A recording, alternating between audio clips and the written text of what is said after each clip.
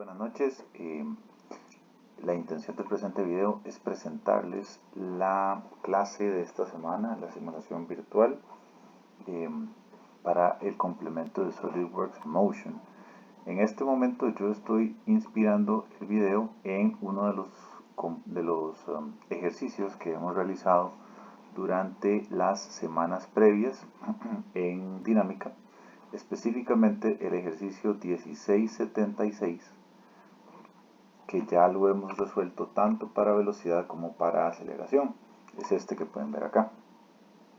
La respuesta a este ejercicio está colocada en el OneNote y básicamente tenemos una velocidad inicial de 5 radianes por segundo constante en la barra CD y debemos despejar las velocidades angulares como parte inicial del ejercicio, pero también debemos calcular las aceleraciones angulares de todas las barras tal y como lo hicimos en clase.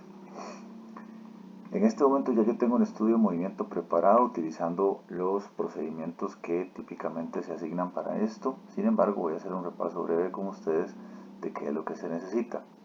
Nosotros asumimos que ya ustedes están en capacidad de generar un objeto tridimensional en SolidWorks, como es este que está acá, que es un ensamble con 3 componentes que tiene ya las relaciones de posición colocadas. Entonces, partiendo del hecho de que ustedes ya tienen esto listo, se hace un estudio de movimiento. El estudio de movimiento comienza por activar dentro de los complementos de SolidWorks la pestaña SolidWorks Motion, porque ustedes necesitan que el estudio digamos que active o inicialice los comandos que están dentro de esta pestaña. Una vez que ustedes activan el SolidWorks Motion, pueden pedirle que haga un estudio de movimiento. Entonces, yo aquí tengo uno listo, pero ustedes pueden irse a la parte de Simulation o más bien aquí abajo, disculpen, y le pueden pedir crear un nuevo estudio de movimiento. Entonces, a la hora de crear un nuevo estudio de movimiento, el menú inferior agrega esta marca de tiempo, y esa marca de tiempo yo lo que hago es, primero que todo, pedirle que hagamos un análisis de movimiento. Esta es la propiedad que sí tiene las capacidades para analizar velocidad de aceleración. Luego de eso, lo primero que hay que hacer es a este sólido que ya le dimos nuestras restricciones iniciales de movimiento para que se comporte ensamblado de cierta manera, tengo que ponerle un motor. El motor lo agregamos con esta opción de motor rotatorio. Si ustedes no tienen estos botones prendidos es porque no han cambiado a análisis de movimiento. Entonces, el motor rotatorio me pide que lo coloque en un componente. Entonces yo sé que según el enunciado el motor iba en esta pieza.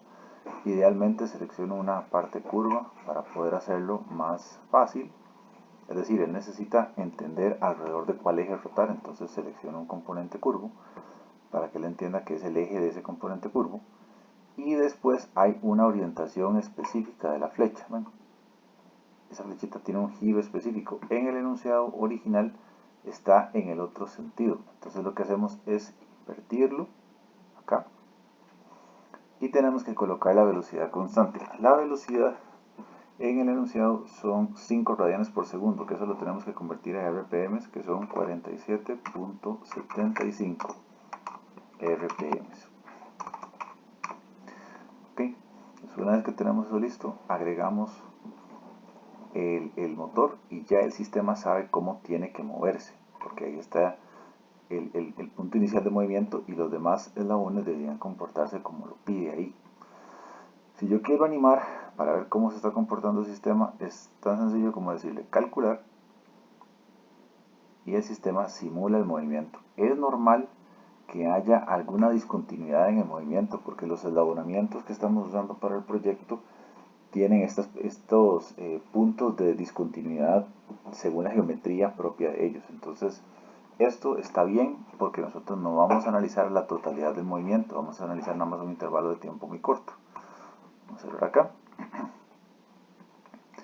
Y ahora, ya que sabemos cómo esto se mueve y que le pedimos calcular, lo podemos animar todas las veces que sea necesario. Entonces aquí podemos nuevamente animarlo. En este momento sería bueno comenzar desde el principio, sí, correcto. Debemos comenzar desde el principio y ven que él se queda atorado porque después de que paró no hay más movimiento. Entonces yo podría perfectamente decirle al estudio de movimiento que utilicemos un tiempo más corto, algo que esté más dentro del intervalo. Si yo quiero ver este intervalo con mayor claridad, lo amplío con la lupa que está de este lado. Ahora, el tema es que ya sabemos que se mueve, pero queremos pedirle resultados. Estos resultados son la parte más importante del estudio y están de este lado.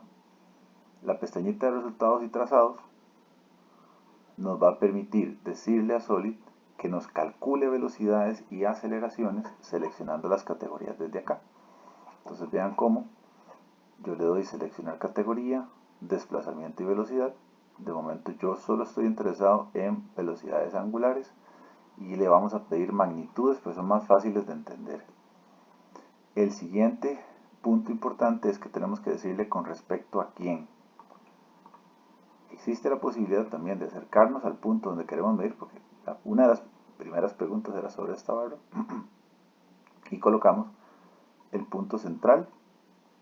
Si no aparecen flechas alrededor del punto central, posiblemente no es una buena selección. Entonces, una que es bastante buena es utilizar las coincidencias que yo calculé para ensamblar los mates que utilizamos, las relaciones de posición. Entonces le damos coincidente y ven que aparecen flechitas. Esas flechitas indican que él ya entiende que tiene que calcular una cantidad física. Entonces en este momento le vamos a pedir un trazado nuevo, le vamos a dar aceptar y este es todo el cambio que tiene la velocidad angular en grados por segundo en todo el intervalo de tiempo que yo estoy seleccionando acá. A nosotros en particular, como ensamblamos la pieza en la posición inicial y esto está calculando en el instante cero, todas las velocidades nos interesan calculadas justo encima del eje del punto 0, 0, en el eje Y. ¿Okay? Entonces esos serían los valores. Los gráficos en realidad no son tan útiles como exportar esto a una hoja de Excel. Entonces de momento vamos a dejar ese grafiquito ahí. Siguiente dato interesante. Yo quiero agregar ahora en el estudio de movimiento una velocidad angular. Entonces, una aceleración angular. Le voy a pedir magnitud y nuevamente utilizo el punto coincidente. Solo que ahora, en lugar de hacer un nuevo gráfico, lo agrego a uno existente. Y le doy aceptar. Entonces los gráficos se van a ir ploteando. Cada una de las nuevas escalas de medición van a aparecer a la izquierda siempre. La más nueva aparece siempre a la izquierda. Como les digo, esto se vuelve un poco complicado de verificar. Sin embargo, conforme vayamos agregando datos, y esto lo vamos a repetir varias veces, ahora vean que voy a pedir un desplazamiento, una velocidad angular en magnitud, pero la voy a pedir para esta barra de aquí. Ahora vamos a ver si lo podemos calcular. Vamos a seleccionar la cara. Vamos a agregarlo a un existente que es el trazado 15. Ok, sí lo calculó con la cara. Las caras son una buena segunda opción. Idealmente los puntos donde hay contacto son bastante buenos. Pero como regla de dedo, los puntos donde yo ensamblé, como lo que usé para la primera pieza, son mejores cuando la pieza está en rotación pura. Cuando la pieza está en movimiento plano general, es importante utilizar algunas de las opciones que tenemos en cuanto a planos o en las aceleraciones angulares en cuanto a puntos de contacto con otras partes, porque él necesita una referencia medible. Entonces, planos sí son buenas opciones, pero no funcionan tan bien en las piezas que están en rotación pura. Ok, ya tenemos velocidad angular 11, vamos a pedir una más, vamos a pedir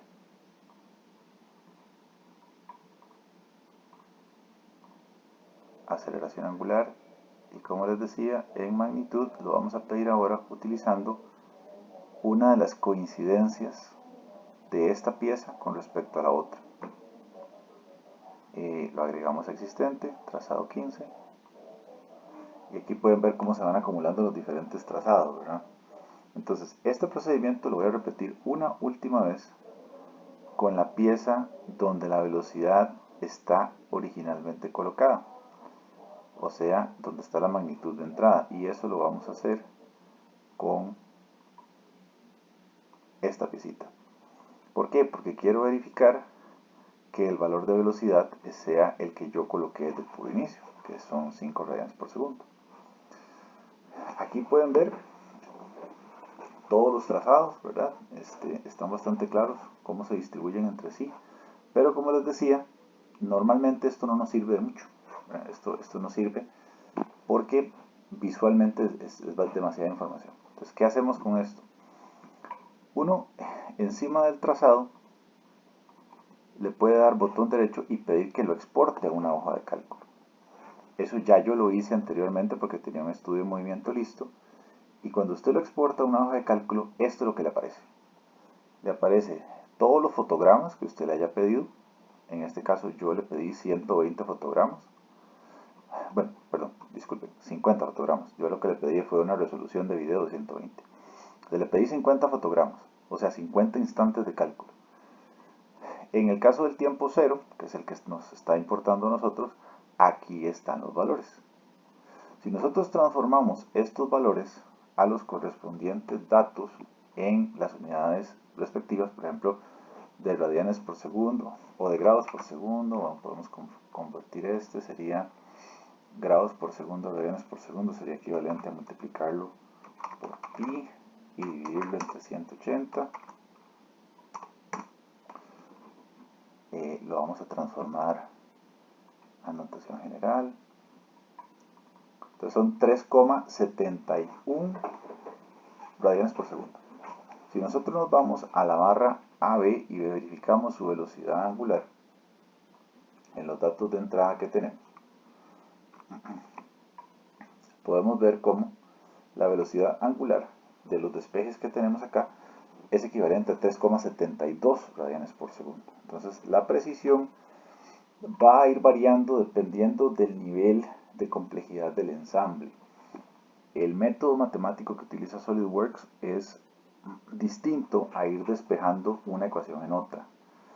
Entonces, vean cómo este 3,72 nos da bien o nos da muy preciso. Y en el caso de la aceleración angular, sería igual a esto por, es igual a 100 grados por segundo, por pi entre 180. Esta aceleración angular de la barra AB 3,39 no va a variar mucho porque el resultado que tenemos acá es de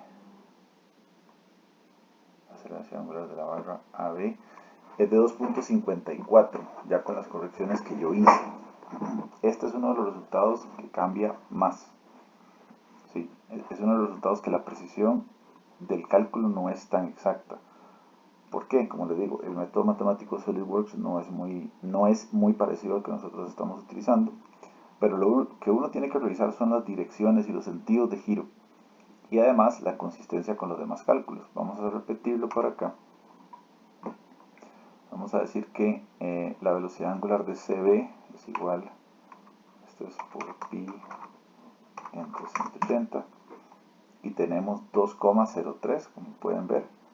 En el caso de los cálculos, la velocidad angular de CB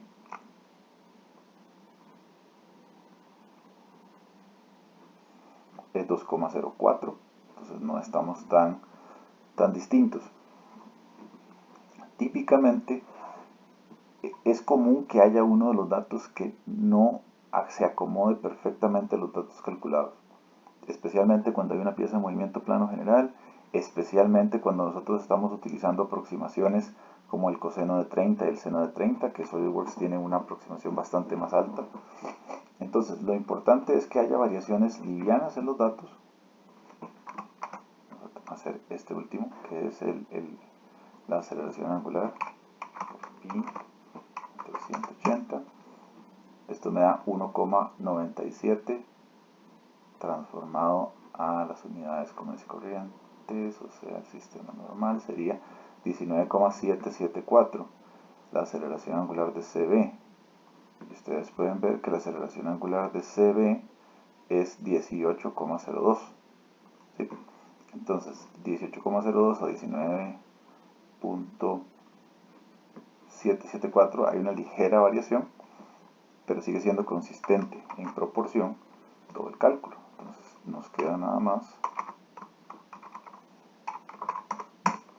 revisar que la velocidad inicial sea de 5 radianes por segundo. Como pueden ver, está dando 4.999 radianes por segundo. Y ese es el dato de entrada, ese ni siquiera es un cálculo. Entonces pueden apreciar acá que nuestro valor inicial de 5 radianes por segundo, que está colocado aquí, confirma que los datos son consistentes entre sí. Las aceleraciones en los puntos cero pueden tener ligeros picos, puede haber variaciones. Sin embargo, lo más importante cuando uno hace una simulación es tener la propiedad de decir que el comportamiento general del sistema es consistente con lo calculado, ¿verdad? Y la proporcionalidad de los datos está dentro de márgenes razonables. Obviamente, es mejor hablar de valores márgenes de error, es mucho más preciso que hablar de razonabilidad, pero lo que quería era demostrarles de manera rápida cómo los cálculos mediante SolidWorks pueden ayudarnos a verificar la parte cinemática del sistema. Y en un futuro video les estaremos explicando cómo esto se aplicaría para calcular la parte cinética. ¿Sí? Entonces les agradezco muchísimo su atención y nos vemos la próxima.